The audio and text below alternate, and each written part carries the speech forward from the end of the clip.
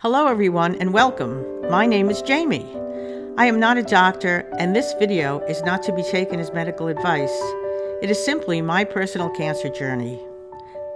I made this video for women who have been diagnosed with uterine papillary serous carcinoma, which is a cancer of the lining of the uterus and is more commonly referred to in its shortened form as UPSC or serous. This information is for both women and caretakers who are interested in hearing one woman's journey with UPSC from diagnosis to remission.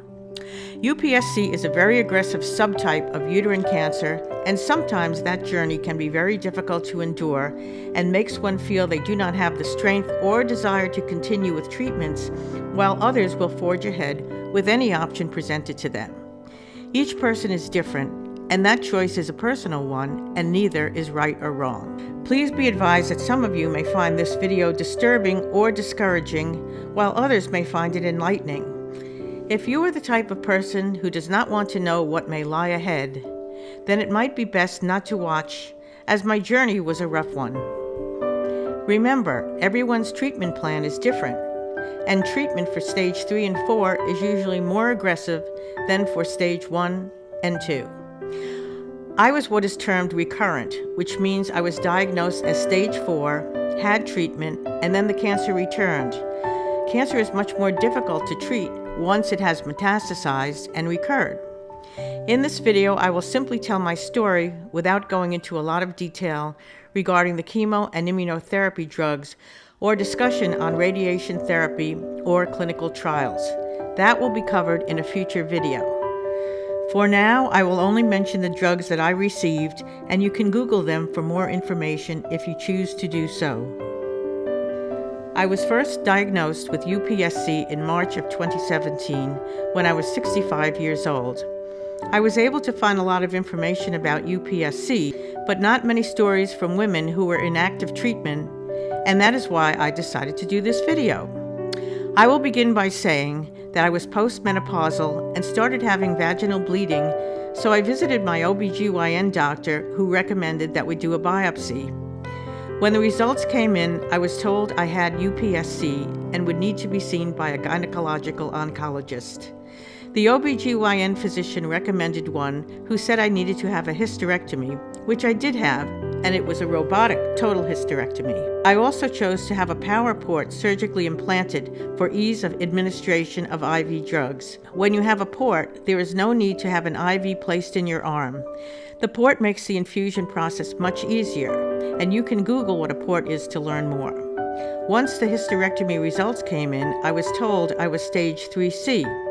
But later, the surgical biopsies were reevaluated, and I was upstaged to stage 4B, and the cancer had spread beyond the uterus, which made it harder to treat than if it had been confined to the uterus. I underwent the standard 6 cycles of 2 chemotherapy drugs called Taxol and carboplatin, and lost all of my hair. A few weeks after completing chemo, I started a series of 30 external pelvic radiation treatments. I will discuss this further in another video, but you can always Google it as well. I saw the oncologist on a 3-month schedule and had a CT scan every 3 months as well. Approximately 6 months after completing radiation, I felt a hard lump on my abdominal wall. It was biopsied and found to be a metastatic UPSC tumor, which I had surgically removed. Since the cancer had returned, I needed to undergo chemo once again. This time, we tried a cocktail of 2 chemo drugs called Taxotere and carboplatin, plus 1 immunotherapy drug called Herceptin. After 6 treatments, the cancer became resistant to this combination of drugs and was discontinued. At that time, we decided to do genetic testing, and later I entered a clinical trial. I was placed on an immunotherapy drug called atezolizumab, which was discontinued after 3 cycles, as it did not seem to be working. Cancer tends to cause blood clots, and I developed one in my right leg and several in both lungs, and needed to be hospitalized in the ICU and was eventually discharged on oxygen. The oxygen issue was temporary, and I was glad when I no longer had to wheel that tank around with me.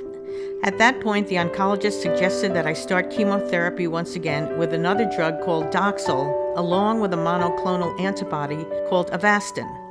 The problem with cancer treatments is that cancer eventually becomes resistant to the drugs, so a different drug will be needed. After 7 treatments of these 2 drugs, I became resistant, so we tried a different chemotherapy drug called Abraxane. That worked well for 17 treatments, but again, I became resistant, and after having a CT scan, it was found that the cancer had spread to my colon.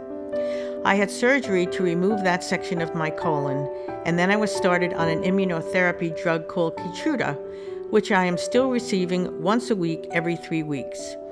This was not an easy journey for me, and it is still ongoing, but I was thankful to hear that of October 2022, there seems to be no evidence of cancer.